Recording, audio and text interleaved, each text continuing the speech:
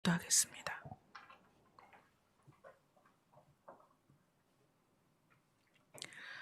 이 땅에서 소유하는 모든 것은 다 사라지는 것들입니다. 우리가 이 시간에 주님 앞에 모인 것은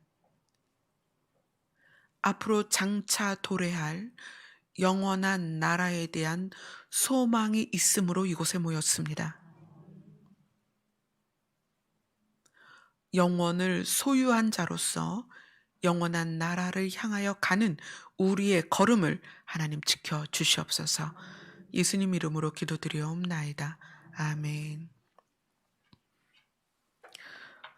오늘 이 시간에 인터넷으로 예배를 드리시는 분들 중에서 교회 달력, 우리 열린 하늘문 교회 달력이 필요하신 분들은 지금 나가는 주소로 신청을 해주세요. 그러면 이제 해외 배송 지금 계속 진행이 됐고요. 국내에 계신 분들에게도 배송을 해드리도록 하겠습니다. 그리고 이번 12월 한 달 동안에 부목사님께서 부탁을 하셔서 제가 어떻게 의도치 않게 그냥 수요일까지 해서 주일, 수요일, 금요일 말씀을 다 전하게 됐어요.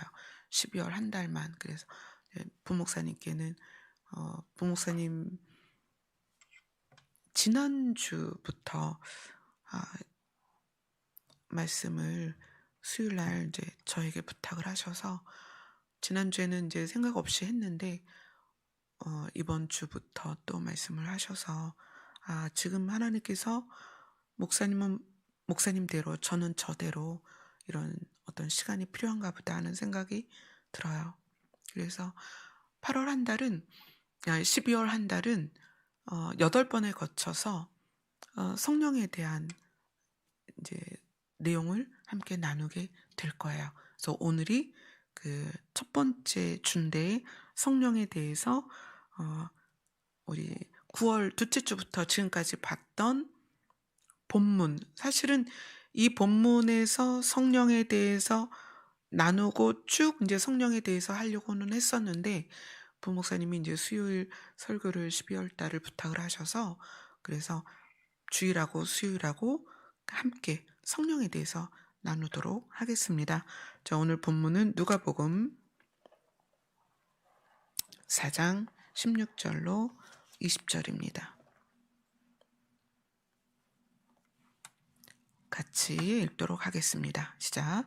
예수께서 그 자라나신 곳 나사렛에 이르사 안식일에 늘 하시던 대로 회당에 들어가사 성경을 읽으려고 서심해 선지자 이사야의 글을 들이거늘 책을 펴서 이르되 때를 찾으시니 곧 주의 성령이 내게 임하셨으니 이는 가난한 자에게 복음을 전하게 하시려고 내게 기름을 부으시고 나를 보내사 포로된 자에게 자유를 눈먼 자에게 다시 보게 함을 전파하며 눌린 자를 자유롭게 하고 주의 은혜의 해를 전파하게 하려 하심이라 하였더라.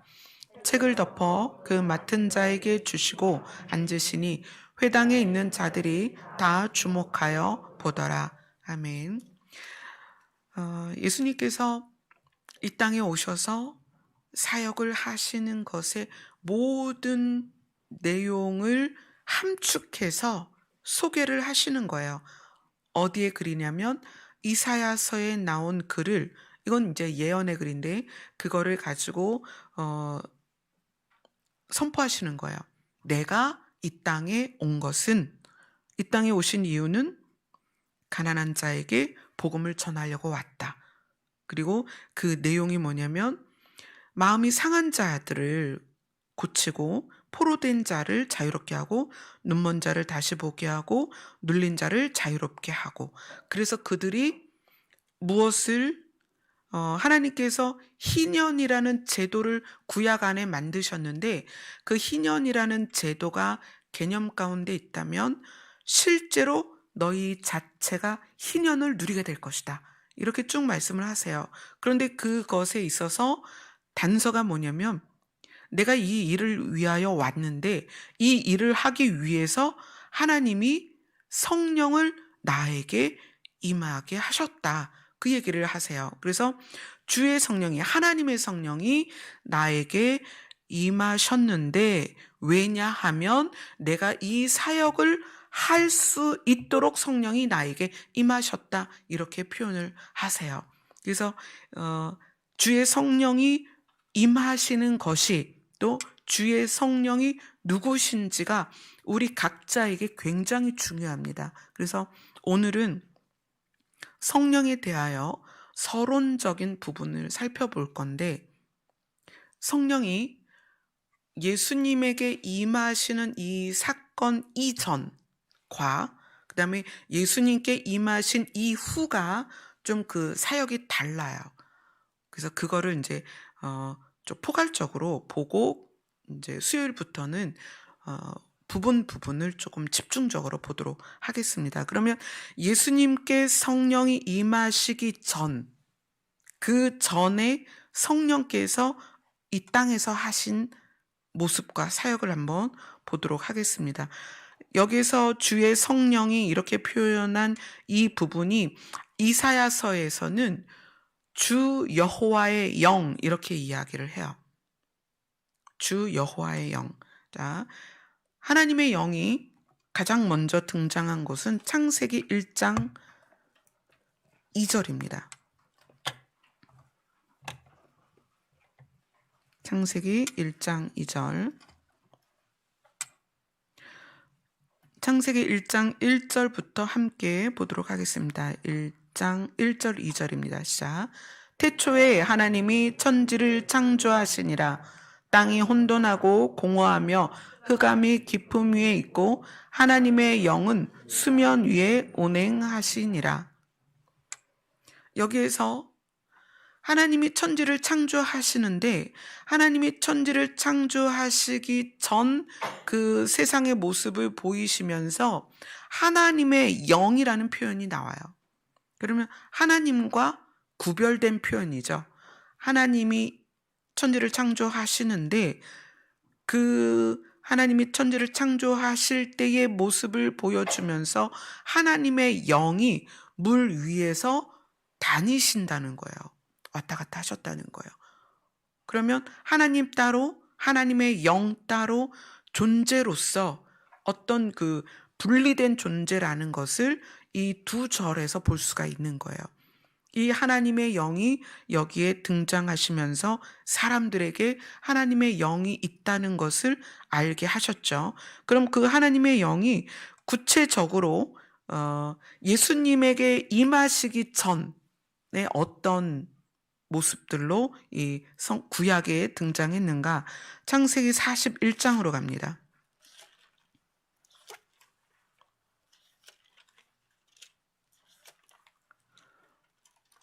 창세기 41장 38절부터 41절까지입니다. 같이 읽겠습니다. 시작. 바로가 그의 신하들에게 이르되 이와 같이 하나님의 영에 감동된 사람을 우리가 어찌 찾을 수 있으리요 하고 요셉에게 이르되 하나님이 이 모든 것을 내게 보이셨으니 너와 같이 명철하고 지혜 있는 자가 없도다.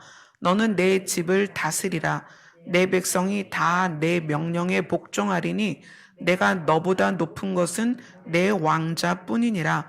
바로가 또 요셉에게 이르되 내가 너를 애굽 온 땅의 총리가 되게 하노라 하고, 하나님의 영이 창세기 1장 2절의 그 모습을 드러내시고 그리고 천지를 창조하시는 그 사역에 하나님의 영이 함께 하십니다. 그래서 우리가 이렇게 표현을 해요. 창세기에서 하나님께서 예수님과 성령님과 함께 우리가라는 표현을 통해서 우리가 우리의 모습대로 우리의 형상대로 사람을 만들자 이런 표현들이 나오죠. 그래서 천지를 창조하실 때부터 이미 하나님은 하나님의 영과 함께 어떤 일을 이루셨어요. 그런데 그 하나님의 영이 사람 가운데 개입해서 나타나는 모습 중에 오늘 보면 어, 요셉이 바로 왕의 꿈을 해석하고, 아무도 해석할 수 없었던 그 꿈을 해석하고 그 꿈의 해석대로 모든 일이 이루어져요. 그리고 그 꿈의 해석을 듣고 바로 왕이, 야, 이 사람은 정말 하나님의 영이 감동되어서 하나님의 영이 비밀을 알려줘서 내 꿈을 이렇게 해석을 했구나. 그리고 하나님의 영에 감동된 요셉을 국무총리로 세웁니다. 이 모습이 이제 창세기에 나오죠. 하나님의 영은 사람의 삶에 굉장히 깊이 개입을 하셨어요. 자, 그리고 나서 출애굽기로 갑니다. 출애굽기 31장입니다.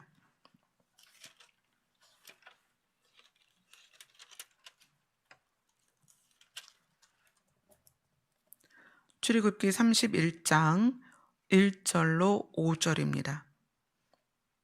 같이 읽겠습니다. 시작.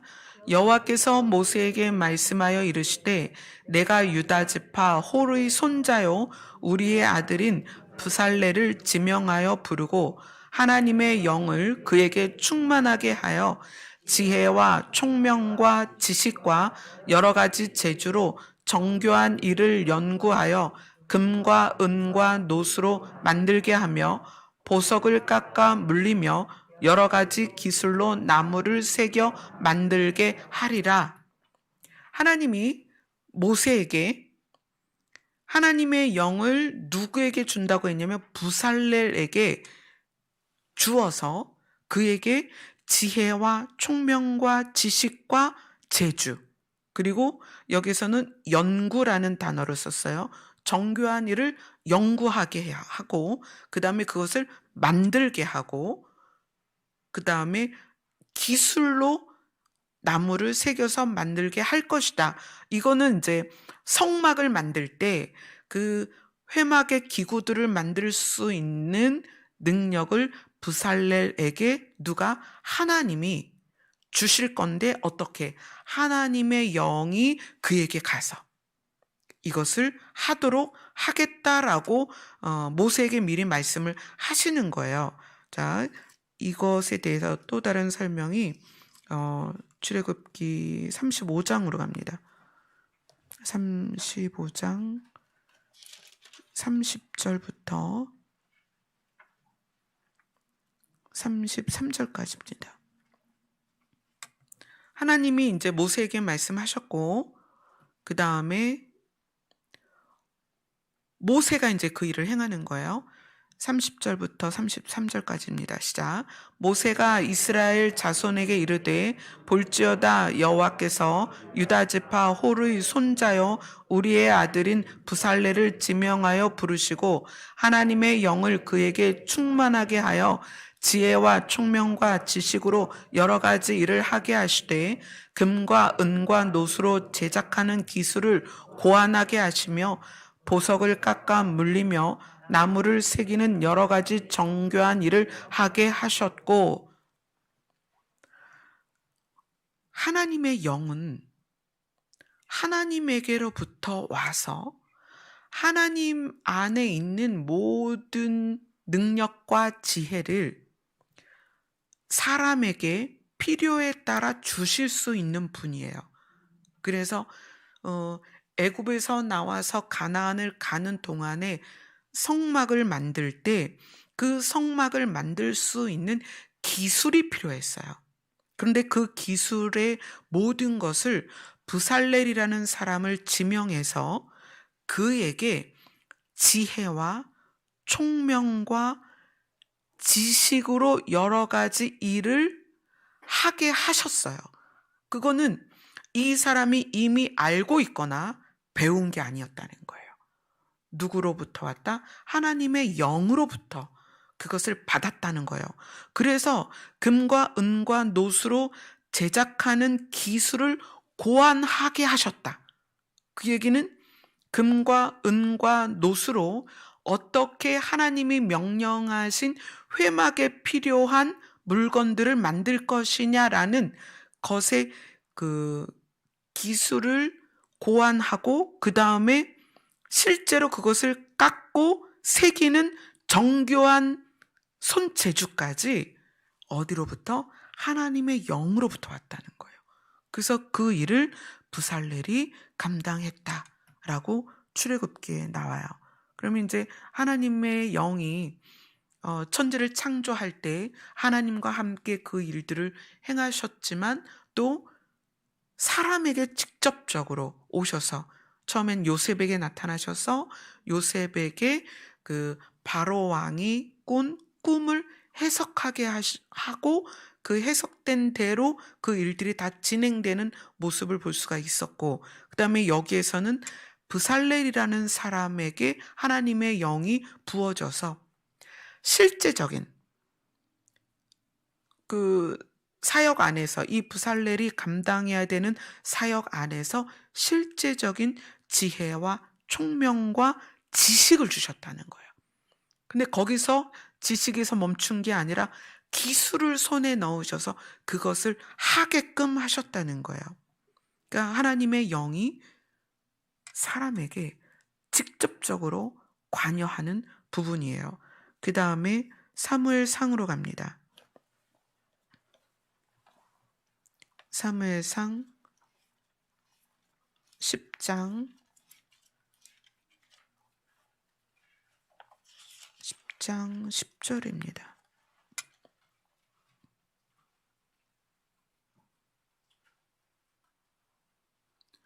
10장 10절 같이 읽겠습니다. 시작. 그들이 산에 이를 때에 선지자의 무리가 그를 영접하고 하나님의 영이 사울에게 크게 임함으로 그가 그들 중에서 예언을 하니. 이거는 하나님께서 이스라엘 백성이 하나님께 뭘 간청했냐면 왕을 달라. 그동안은 선지자들이나 제사장들이나 이런 사람들이 이 이스라엘 백성을 이끌어 갔지만 이스라엘 백성이 다른 나라들의 모습을 보니까 왕이 있는 거예요. 근데 그게 굉장히 매력적인 거야. 왜냐하면 하나님의 소리는 들리지 않고 하나님의 뜻을 본인들이 알 수는 없는데 이방 나라들에게 사람이 왕으로 있으니까 이 교류가 너무 좋은 거예요. 리더십도 있고 카리스마도 있고 모여서 왕을 대면해서 모든 일들을 이루어가는 그 모습이 너무 좋은 거예요. 그래서 이스라엘 백성이 하나님께 간청을 합니다. 우리에게도 왕을 달라. 그 얘기는 하나님과의 관계가 이스라엘 백성에게는 숙제이고 힘든 거예요. 눈에 보이는 사람을 달라. 그래서 하나님이 사실 그 소원을 기뻐하지 않으셨어요. 야, 내가 이제까지 너희를 이끌었는데 생각해봐라. 애굽에서 내가 너희를 어떻게 인도했니? 내가 너희를 실제로 이 가나안 땅에 살도록 내가 어떻게 인도를 했니? 내가 지금까지 너희를 어떻게 지금까지 도와줬니? 그런데 사람들은 아니요, 이제는 나는 눈에 보이는 사람으로서의 왕이 필요합니다. 그래서 하나님이 사울을 왕으로 삼아 주세요. 그리고 하나님이 사울이 이스라엘 백성을 잘 인도할 수 있는 왕이 되도록 하나님의 영이 사울에게 임하십니다. 그래서 그에게 어떤 현상이 나타났냐면 예언을 했다. 이 예언이라는 거는 비밀이 열리고 우리가 알 수 없는 미래에 대해서 알게 되는 그런 부분이잖아요. 그러니까 이거는 인간의 영역이 아니에요. 신의 영역이에요. 지혜나 총명이나 기술이 우리의 노력으로 깨우쳐질 수 있다면 예언은 신의 영역이에요. 근데 하나님의 영이 사울 왕에게 임해서 예언을 할 수 있게 했다는 거예요. 그런데 창세기부터 우리가 쭉 보아온 하나님의 영의 역할은 사람들에게 직접 개입하면서 결국 최종적으로는 사람이 신을 알게 하는 거예요. 부살렐이 그 성막을 만드는 일에 있어서 모든 일을 감당할 때에 부살렐 자신이 놀랬을 거예요. 아, 나는 이걸 배운 적도 없고 내가 생각해 본 적도 없지만 하나님의 영이 나에게 지식을 주셔서 지혜를 주셔서 총명을 주셔서 또 고안하여 만들 수 있는 기술까지 주셔서 내가 이것을 감당한다. 부살렐 자신이 하나님이 살아계심을 놀랬을 거예요. 그리고 그가 그것을 감당할 때 그의 가족이 그 부살레를 소개할 때 그 족보를 얘기하잖아요. 누구의 손자, 누구의 아들. 그 얘기는 그 사람의 가족들이 그것을 보고 야, 하나님이 진짜 계시구나. 제가 저걸 할 수가 없는데 정말 신기하다. 하나님은 살아계시다. 예수님에게 임하실 하나님 이전에 사람들에게 임하셨던 하나님의 영은 하나님이 살아계심과 하나님이 신이신 것과 하나님이 실제라는 것을 알려주셨다는 거예요. 물론 지금도 하나님의 영이 우리에게 임하면 하나님의 실제와 하나님의 살아계심을 알게 됩니다. 제가 블로그 글을 쓸 때 이제 여러 가지 일들이 있었지만 그 중에 기억나는 일이 어떤 거냐면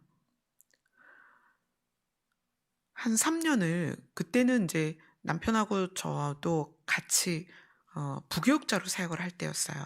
남편은 부목사로 저는 이제 주일학교 담당 사역자로 그렇게 사역을 어떤 교회에서 3년 정도 사역을 했는데 그 기간에 매일 조간신문 그리고 저녁에 오는 석간신문이 있죠. 저희 집에 신문이 3부가 들어왔어요. 근데 이 신문 3부를 사실 이제 제가 신청한 건 아니고 누가 이제 그거를 구독을 해주셨어요. 신문 3가지를. 그래서 신문 3개가 늘 집에 들어왔었는데 처음에는 그거를 그냥 싸놓고 이제 집 안에서 신문이 필요할 때만 썼어요. 물리적으로 필요할 때만. 그런데 어느 날부턴가 신문을 봐야겠다, 보고 싶다, 그리고 신문을 앉아서 보기 시작하면 그 3부의 신문을 첫 장부터 끝장까지 광고까지 빼놓지 않고 보는 거예요. 그거를 신문을 읽다 보면 거의 한 4시간, 3시간에서 4시간을 신문을 봤어요. 그걸 3년 동안 했어요. 그러니까 남편이 그렇게 이제 앉아서 신문 보는 저를 보면서 너는 신문에 있는 글씨를 띄어서 한 글자 한 글자를 먹니? 왜 이렇게 오랫동안 신문을 보니? 그래서 제가 나도 모르겠어. 신문 보는 게 너무 재미있어. 그래서 날마다 그렇게 신문을 정말 3-4시간을 그렇게 신문을 봤어요. 그리고 나서 2006년, 7년 요때쯤 이제 글을 써라 그러시더라고요. 근데 하나님 제가 아는 것도 없고 저는 글 쓸 줄 몰라요. 제가 글짓기에서 상을 받아본 적도 없고요. 어렸을 때부터 책을 좋아해서 책을 읽기는 했지만 글쓰기를 해서 상 받아본 적은 없었거든요.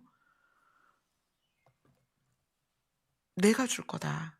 글을 내가 줄 거다. 야, 글을 써라. 그래서 그때는 이제 그 시험지 스프링 노트 줄 없는 그 스프링 노트를 하나 놓고 볼펜을 갖다 놓고 글을 써야 되는데 어떻게 쓸지를 모르겠는 거예요. 도대체 뭘 써야 될지.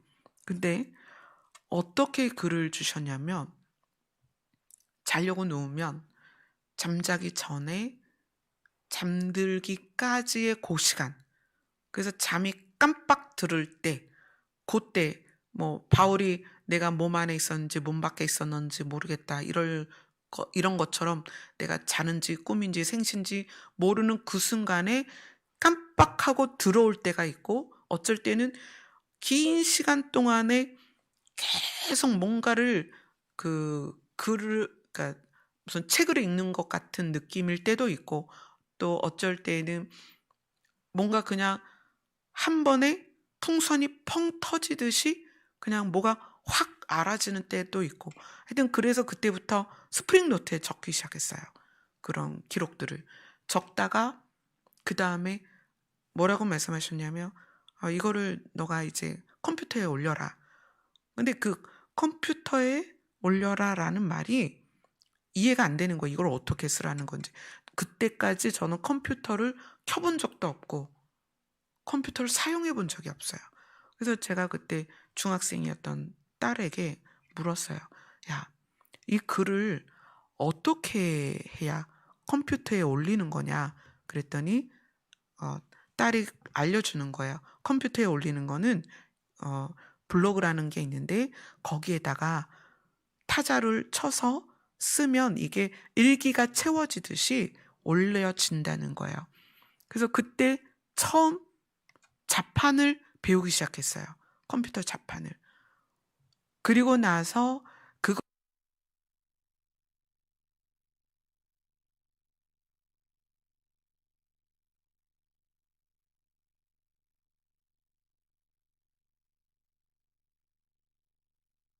그러면 제가 배운 적도 없고 제가 연구한 것도 아니고 그래서 이 글은 제 게 아닙니다. 그래서 그러면 이 글을 가져다가 책을 만들어도 되겠느냐? 이 글을 가져다가 교육 자료로 써도 되겠느냐? 그래서 그렇게 하십시오. 왜냐하면 이거를 제가 제 거라고 소유를 말할 수 없습니다. 그랬어요. 왜 그러냐면 제가 배운 것도 아니고 제가 연구한 것도 아니고 제가 이것을 글을 쓰기 위해서 작정하고 의도한 것이 아니었기 때문에 그래요. 아마 부살렐이 자기 가족들에게 또는 친한 사람들에게 그렇게 얘기를 했을 거예요. 이것을 성막을 만드는 기술 또는 성막을 다루는 이 모든 것이 내 기술이 아니다. 이거는 하나님께로부터 왔다. 근데 그 하나님께로부터 온 게 부살렐이 말할 수밖에 없는 거예요. 자기의 지식이 아니었기 때문에. 하나님의 영은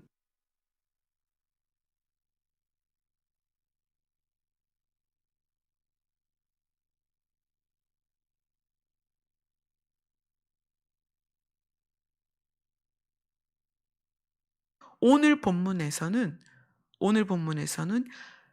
예수님에게 하나님의 영이 임하셨다는 거예요. 예수님에게 임하신 하나님의 영은 무엇 때문에?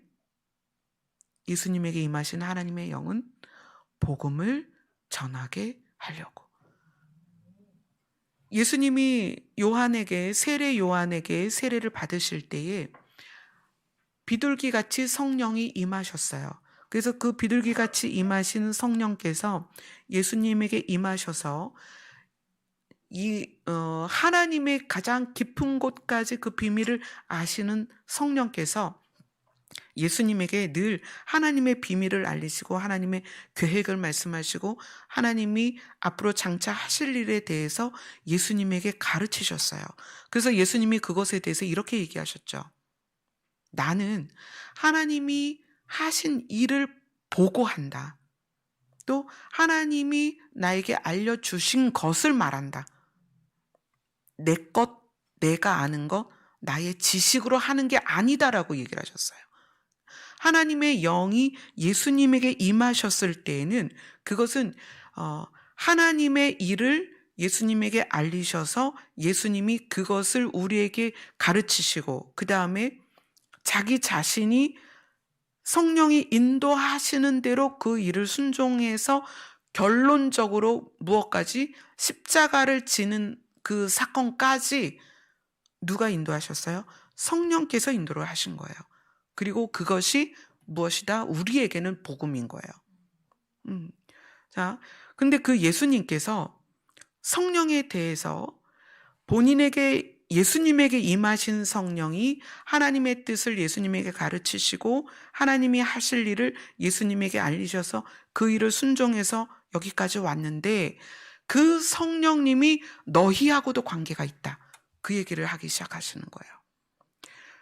구약에서의 성령님은 물론 개인에게 그렇게 임하셔서 개인에게 밀접하게 임하시고 또 하나님의 살아계심과 실제하심을 드러내시고 예언과 계시를 통해서 예수 그리스도에 대한 것을 우리에게 알려주셨지만 우리에게 임하시는 성령은 조금 달라요.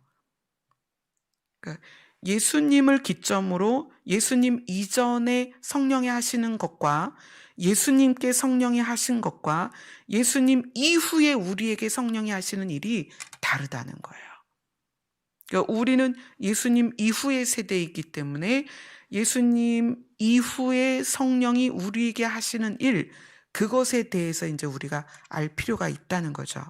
그래서 그 부분은 요한복음으로 가서 보도록 하겠습니다.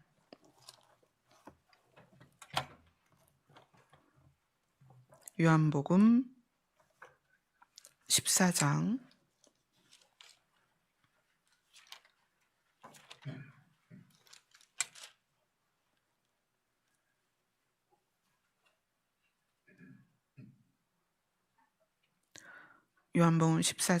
16절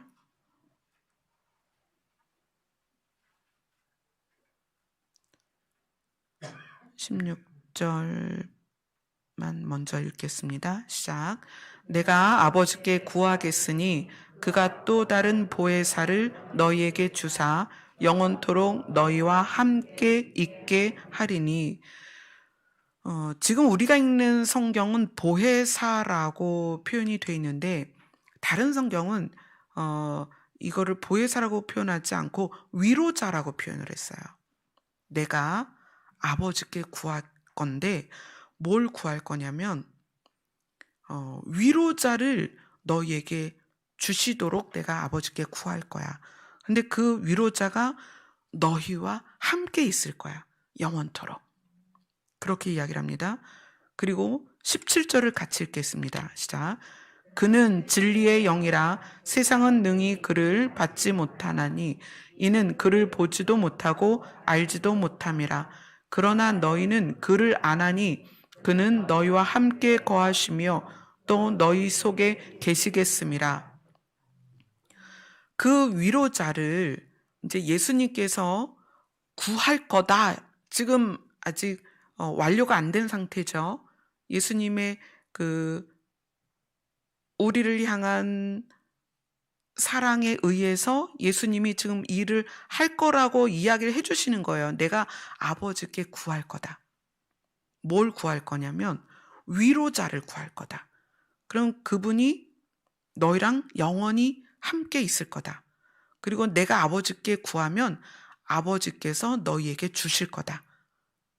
그리고 그분은, 그 위로자는 진리의 영인데 세상은 그를 못 받을 거다. 왜냐하면 그를 알지도 못하고 그분을 원하지도 않을 거니까 세상은 그분을 받지 못할 거다. 그러나 너희는 그를 알고 그는 너희와 함께 거하시며. 왜냐하면 예수님이 지금 이야기를 해주고 있잖아요. 그 위로자에 대해서 예수님이 제자들에게 알려주고 계십니다. 그래서 제자들이 그 위로자를 원하게끔 예수님이 이제 가르치고 계시는 거예요. 그리고 14장 26절을 같이 읽겠습니다. 시작. 보혜사 곧 아버지께서 내 이름으로 보내실 성령 그가 너희에게 모든 것을 가르치고 내가 너희에게 말한 모든 것을 생각나게 하리라. 위로자. 이제 보혜사라고 하면 이제 이미지가 안 떠오르잖아요. 근데 위로자라고 표현하면 이분이 어떤 상태로서 우리에게 다가오시겠구나. 그걸 알죠. 위로자 곧 아버지께서 내 이름으로 보내실 성령. 왜냐하면 그 전에 예수님이 오시기 전에 성령님은 하나님의 영으로서 하나님에 의하여 보내졌어요. 그렇죠? 하나님이 사람을 돕고 사람이 하나님을 깨닫게 하기 위해서 하나님이 보내신 하나님의 영이에요. 그러나 예수님 이후에 오실 성령님은 예수님이 하나님께 구하는 거예요. 왜냐하면 지금은 예수님이 오셔서 사람들과 함께 있지만 예수님은 자기 자신이 여기에 계속 있는 게 아니라 떠나실 걸 아셨고, 예수님이 와서 그들의 연약함, 그들의 부족함, 그들의 아픔, 그들의 슬픔을 너무나 불쌍히 여기셨거든요. 그래서 내가 아버지께 가서 이야기할 건데, 그 성령이 오실 때는 어떤 모습으로 오냐면 위로자의 모습으로 오실 거야, 너희에게. 성령에 대한 이미지를 여러분은 위로자로 가지셔야 됩니다. 성령은 우리에게 오시는데, 뭐 우리가 늘 이제 옛날에 찬양할 때 뭐 불같은 성령 막 이러면서 능력의 성령 막 그렇게, 성령 그러면 은사와 연결돼서 생각이 되잖아요. 근데 성령은 그런 분이 아니라 성령은 위로자다. 그리고 그분이 왜 여기서 보혜사 곧 아버지께서 내 이름으로 보내시느냐? 예수님이 구하신 거예요. 자, 이것이 예수님이 오시기 전의 성령과 예수님이 오신 후의 성령의 역할이 다르다는 거예요. 예수님 오시기 전 구약의 성령, 하나님의 영은 하나님께서 보내셔서 하나님을 알게 하시고 하나님이 계신 것을 드러내시고 하나님의 계획, 예언과 계시죠. 그것을 알게 하기 위해서 하나님이 보내셨다면, 예수님 이후의 성령은 예수님이 하나님께 구한 거예요. 아버지, 제가 이들과 함께 있을 수 없습니다. 제가 저의 사역을 마치면 아버지께 가야 합니다. 그러면 이들을 위해서 성령을 보내어 주시옵소서. 그래서 하나님이 예수님의 그 부탁을 들으시고, 그래서 예수님의 이름으로 보내셨다는 거예요. 그리고 그 예수님의 이름으로 보내신 위로자가 이 땅에 오셔서 무엇을 하시냐면 예수님이 우리에게 알려주신 복음을 기억나게 하신다는 거예요. 아멘. 우리가 요한복음 14장 26절을 25절 26절을 같이 읽겠습니다. 시작. 내가 아직 너희와 함께 있어서 이 말을 너희에게 하였거니와 보혜사 곧 아버지께서 내 이름으로 보내실 성령 그가 너희에게 모든 것을 가르치고 내가 너희에게 말한 모든 것을 생각나게 하리라. 아멘. 예수님은 하나님의 나라 복음을 우리에게 알려주시려고 이 땅에 오셨고, 하나님의 나라를 우리가 갈 수 있는 길을 자기 몸으로 여셨어요. 그런데 성령님은 우리에게 오셔서 예수님이 우리에게 가르치셨던 하나님의 나라 복음을 알게 하시는 분이에요. 우리에게 직접 가르치십니다. 그래서 사실 이 말씀대로 엄밀하게 목회자가 없어도 하나님은 성령을 통해서, 보혜사를 통해서, 위로자를 통해서 여러분 각자를 복음을 깨달을 수 있도록 하실 수 있다는 거예요. 아멘. 그래서 제가 저는 오늘 여기에 서 있고 12월 한 달 동안 8번에 걸쳐서 성령에 대해서 나눌 것입니다라고 말을 했어도 내일 제가 사라질 수도 있다는 거예요. 사람으로서 복음을 전하는 건 한계가 있습니다. 그러나 성령님은, 위로자이신 보혜사 성령님은 여러분에게, 예수님이 여러분에게 알려주고자 했던 하나님의 나라 복음을 한 치의 오차도 없이 여러분에게 직접 가르칠 수 있다는 거예요. 그래서 여러분들이 저보다 더 많이 하나님의 나라 복음을 깨달을 수 있고, 여러분이 저보다 더 깊은 하나님의 비밀을 알 수 있다는 거예요. 그래서 경우에 따라서는 저의 설교가 여러분이 듣기에 저 정도는 너무 쉬워, 나는 다 알고 있는데, 그러면 그때는 어떤 더 깊은 차원의 말씀을 다룰 수 있는 사역자에게 가실 수도 있다는 거예요. 충분히. 왜냐, 저는 부분적으로 알고 부분적으로 여러분과 나누는 거예요. 그런데 제가 알고 있는 부분이 여러분보다 적을 수도 있어요. 그럴 경우에 물론 그냥 공동체의 의미로서 함께 삶을 나누는 입장에서 공동체에서 같이 지낼 수는 있지만 더 깊은 비밀과 지혜를 또 계시의 말씀을 알기 위해서 저보다 더 깊은 비밀을 알고 있는 사역자에게 말씀을 배울 수도 있다는 거예요. 그래서 성도의 교회의 이동은 정말 자연스러운 거예요. 그래서 저는 그렇게 생각해요. 그래서 여러분들이 저에게서 더 이상 배울 게 없고 은혜가 안 된다. 그러면 당연히 여러분들은 여러분이 원하는 수준의 어떤 지혜와 지식의 말씀을 나눌 수 있는 곳으로 가셔야 되는 거예요. 어떤 사역자든 완벽하게 모든 걸 다 알진 않아요. 어떤 사역자든 성도보다 다 더 깊이 많이 알고 있는 건 아니라는 거예요. 말씀을 깨닫게 하는 건 성령님이 하십니다. 그래서 제가 여러분에게 기도를 하시라고 하는 거예요. 여러분이 너무 바빠서 또 집안일도 많고 직장일도 있고 하니까 기도할 시간이 없을 것 같다. 그래서 또 교회에서라도 여러분이 계속 기도를 하시라는 거예요. 성령님은 위로자인데 어떤 위로자냐? 하나님의 나라 복음을 가지고 와서 예수님이 그때 당시에 여기서 그러죠. 내가 아직 너희와 함께 있어서 이 말을 너희에게 하고 있는데 예수님이 하시는 말들이 뭐예요? 하나님의 나라 복음이라는 거예요.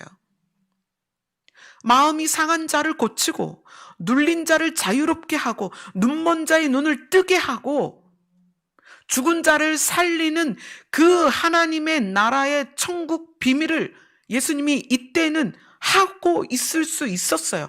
대면에서. 그러나 내가 이제 아버지께 가야 돼. 그래서 내가 가면 내가 아버지께 말씀을 드려서 위로자 성령을 너희에게 보낼 거야. 그 성령님이 내가 너희에게 전했던 이 하나님의 나라 복음을 너희들에게 깨닫게 할 거야 라고 예수님이 지금 제자들에게 이야기를 하고 계십니다. 그리고 요한복음 15장 26절입니다.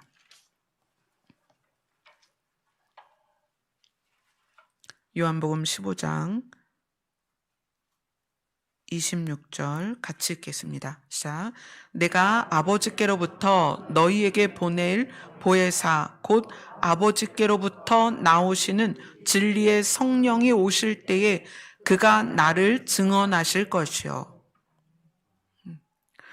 예수님이 오시기 전의 성령은 하나님이 살아계신 것과 하나님이 실제하시는 것과 하나님이 그들을 사랑하시는 것과 그런 모든 것들을 사람들에게 알리시는 역할을 했어요. 근데 그 안에 물론 메시아에 대한 예언과 계시도 포함이 돼 있었죠.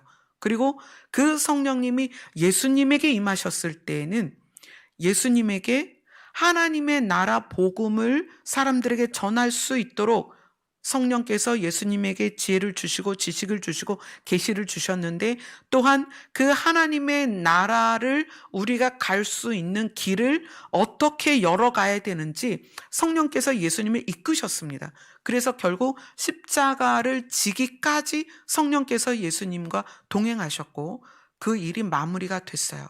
그리고 예수님이 승천을 하시는 상황에서 예수님께서 우리들에게 내가 지금은 너희와 함께 있지만 내가 하나님께 가야 돼. 그런데 그러고 나면 너희들을 어떻게 하니? 정말 길 잃은 양 같고 이리 가운데 가는 양 같은데 그래서 내가 너희들을 돕기 위해서 아버지께 간구해서 보혜사를 위로자를 너희에게 보낼 거야. 그런데 그 위로자가 보혜사가 그 하나님의 영이 그 성령님이 너희에게 오시면 무엇을 하실 것이냐?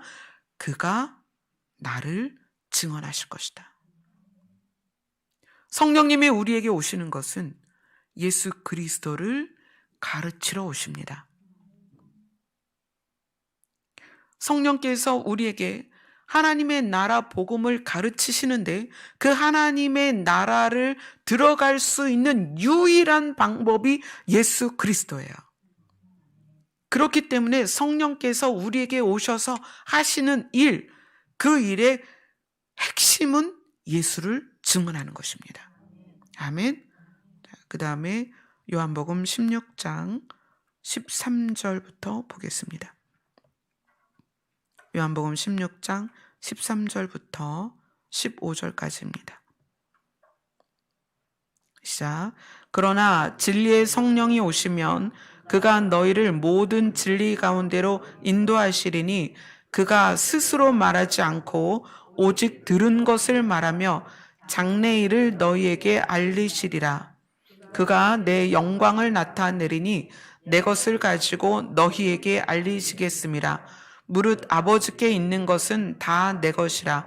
그러므로 내가 말하기를 그가 내 것을 가지고 너희에게 알리시리라 하였노라. 이게 무슨 얘기냐면 진리의 성령이 오시면, 위로자가 오시면, 보혜사가 오시면 그 성령님이 너희를 진리 가운데로 인도를 하시는데, 그래서 말씀을 깨닫게 하고 말씀을 알게 하실 건데, 그것을 성령님이 스스로 지어내서 하는 게 아니라 들은 것을 말씀하신다는 거예요. 이 들은 것이 뭘까요?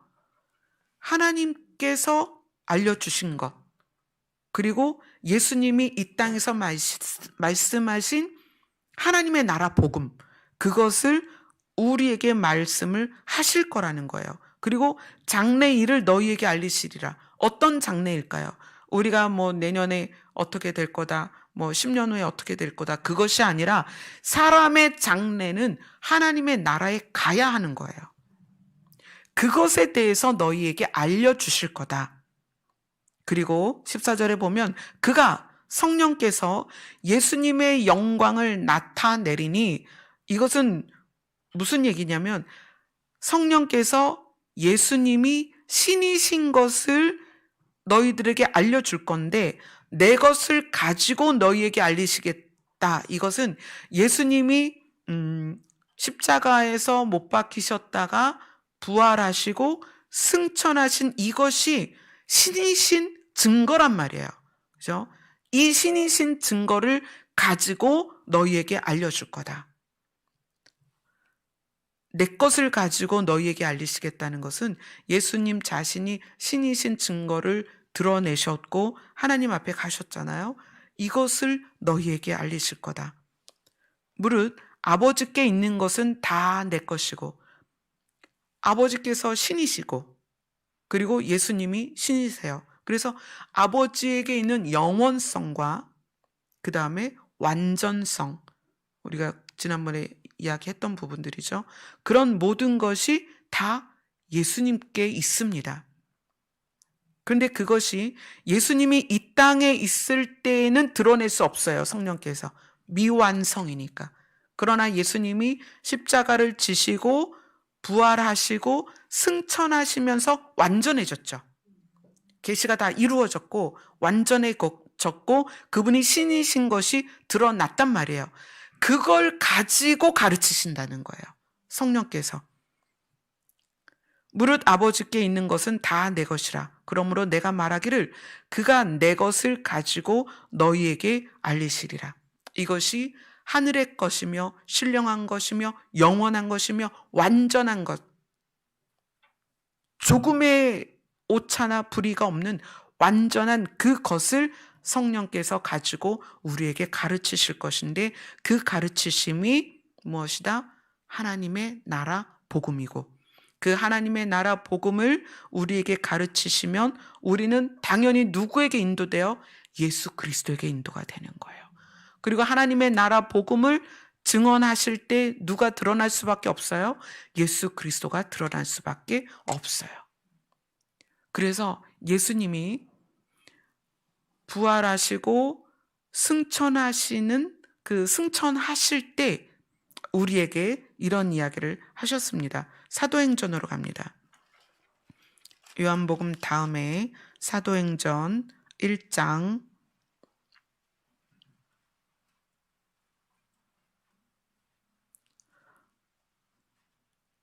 6절로 9절입니다. 사도행전 1장 6절로 9절입니다. 시작. 그들이 모였을 때에 예수께 여쭈어 이르되 주께서 이스라엘 나라를 회복하심이 이때이니까 하니 이르시되 때와 시기는 아버지께서 자기의 권한에 두셨으니 너희가 알 바 아니요 오직 성령이 너희에게 임하시면 너희가 권능을 받고 예루살렘과 온 유대와 사마리아와 땅끝까지 이르러 내 증인이 되리라 하시니라. 내 증인이 되라라고 명령하신 게 아니에요. 너희는 내 증인이 될 것이다.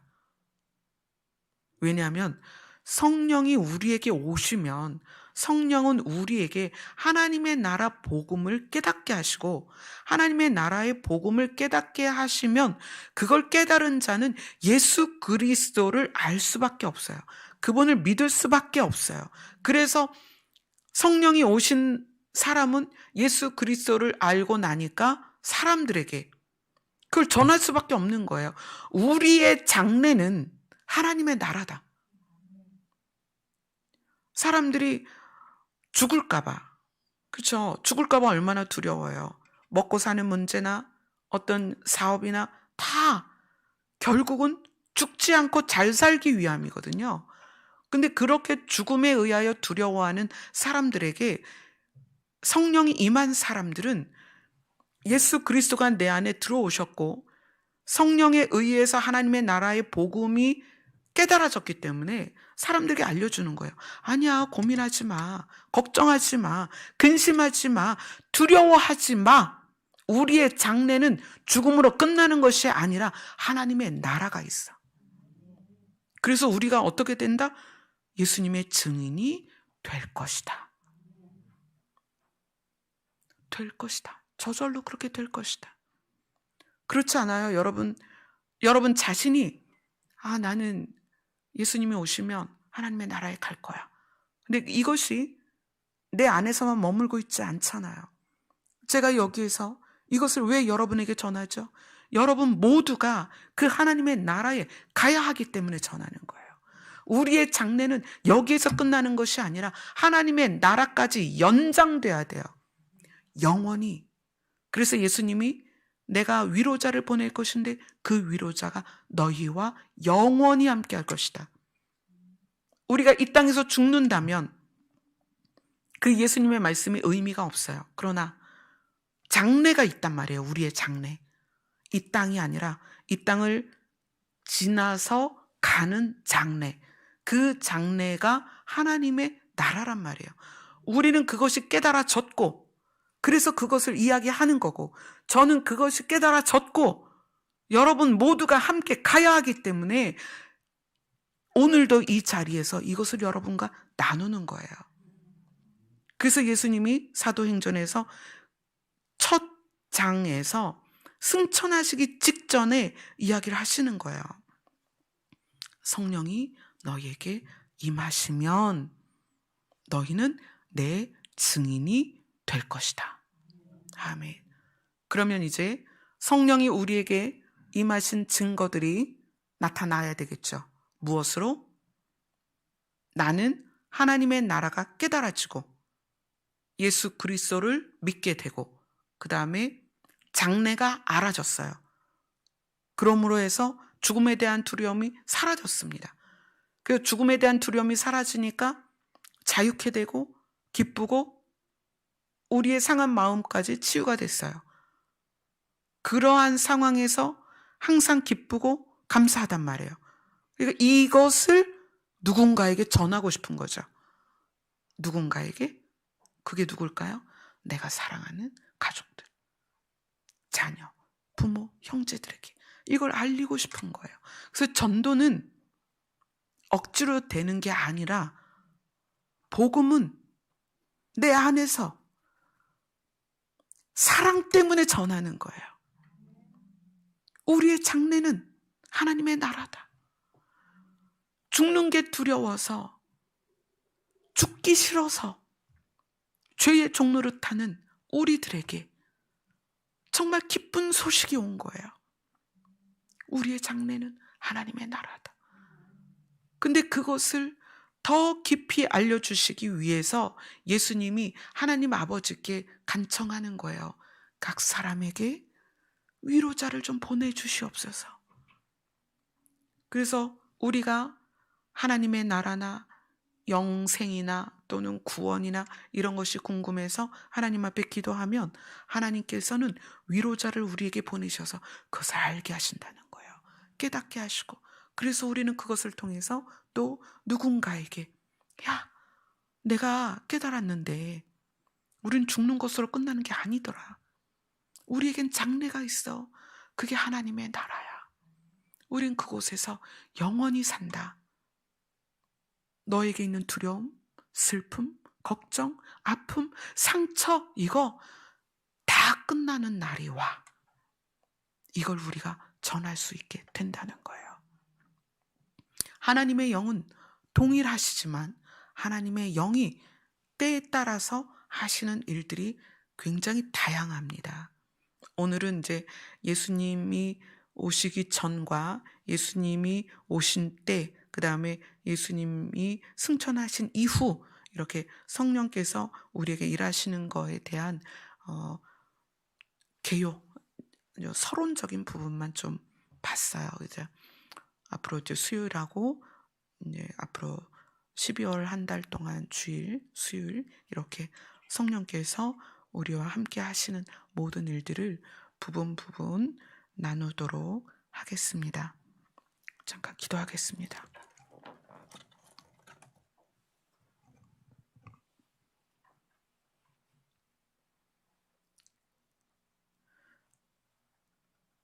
예수님이 사람으로 오셔서 예수님의 사역을 감당하실 때에 그때 예수님이 많은 사람들을 만나주셨습니다.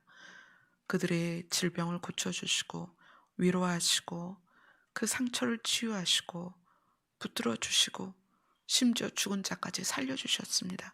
그러나 그 예수님이 승천하시면서 우리의 눈에서 사라졌습니다. 그렇기 때문에 예수님은 아버지께 간구하여 위로자이신 성령님을 우리 각 사람에게 보내주셨습니다. 그 위로자 성령님이 우리 안에서 우리를 가르치시고 인도하십니다. 우리는 이제 하나님이 마련하신 그 장래, 우리가 반드시 가야 할 그 곳까지 신실하게 인도하실 성령님과 함께 매일을 살아나갈 것입니다. 우리만의 위로가 아니라 이 세상 모두에게 성령께서 위로자가 되어 주시기를 소원합니다. 우리만이 아니라 우리가 알고 있는 모든 사람들이 하나님이 마련하신 장래, 하나님의 나라에 갈 수 있도록 인도하여 주시옵소서. 예수님 이름으로 기도드리옵나이다. 아멘. 우리의 영원한 위로자가 되시는 주의 성령 임하기를 소망하며 찬송하겠습니다.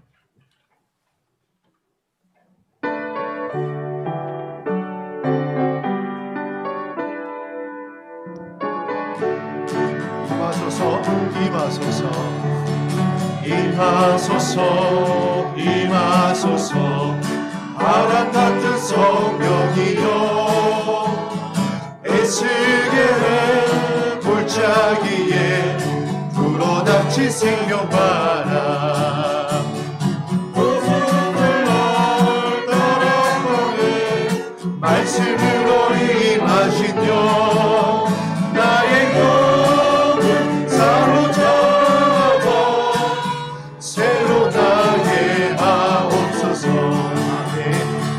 임하소서, 임하소서, 불과 같은 성령이여, 불의 여로 하셔서 진리 알게 하시옵고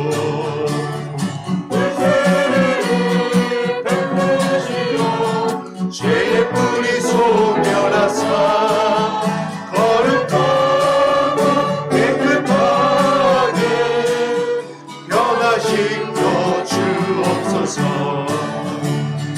임하소서 임하소서 생술 같은 성령이여 거친 들에 샘이 솟고 사막에는 강을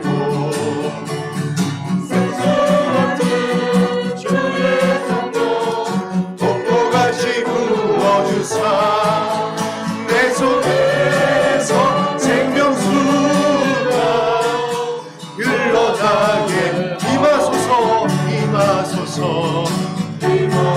아멘. 기름 같은 성령 은혜로서 치료하고 사랑으로 삼으시어 나의 영광 나의 삶이 강건하게 보존받아 어두운 세상 밝히다가 들린 밤 사절 임하소서 임하소서 임하소서 기름 같은 성령이여 은혜로서 치료하고 사랑으로 삼으시어 나의 영광 나의 삶이 강건하게 보존받아 어두운 세상 밝히다가 들린 밤에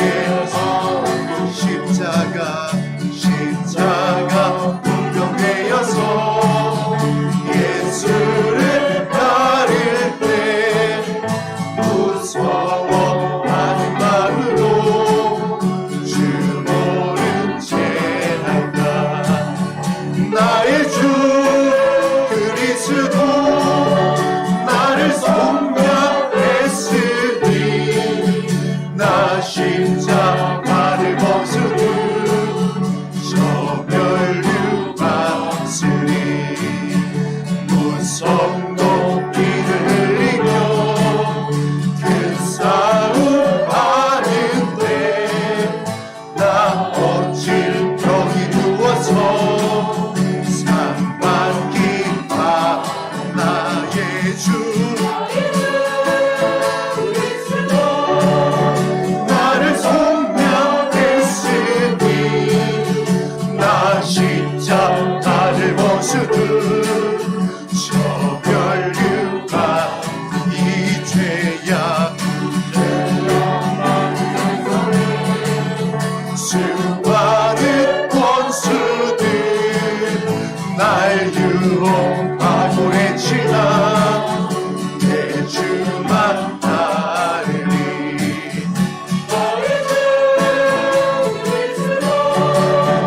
나를 속량했으니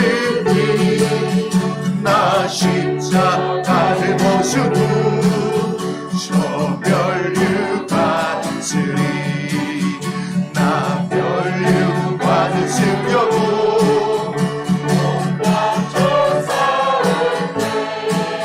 주 내게 용기 주시사 이기게 나의 주님 나를 속량했으니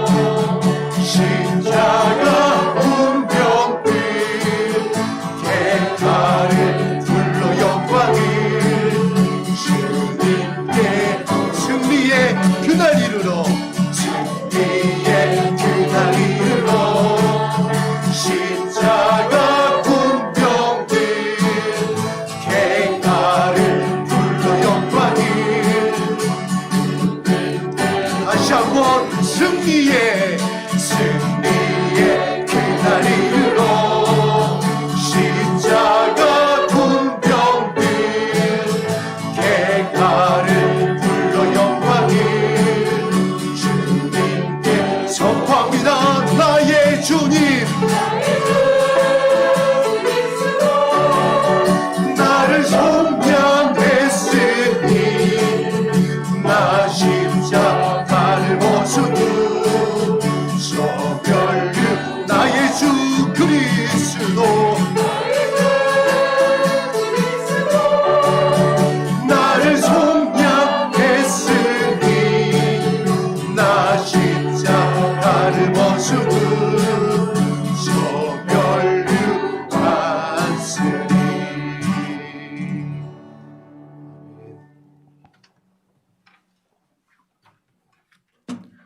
성경은 성령님을 위로자라고 표현을 해요. 그래서 성령이 우리에게 임하시면 우리는 타인에게 위로자로 다가갑니다. 성령님 오늘 우리 안에 더 깊이 임하셔서 성령님이 우리에게 하시는 일이 우리에게서 타인에게 흘러가게 하시고 성령께서 위로자로 오셨으니까 그분이 우리에게 임하셨을 때 우리도 위로자로 우리의 삶을 살게 하여 주옵소서. 아멘. 그렇게 하나님 앞에 간구하고 사실 기도의 어떤 말이 사실 많이 필요 없어요. 하나님을 구하면 하나님이 그 일들을 우리에게 다 이루어 주십니다. 아멘. 오늘 이 기도 시간이 하나님과 더 깊이 애착 관계가 형성되는 그런 시간이 되었으면 좋겠습니다. 기도하겠습니다.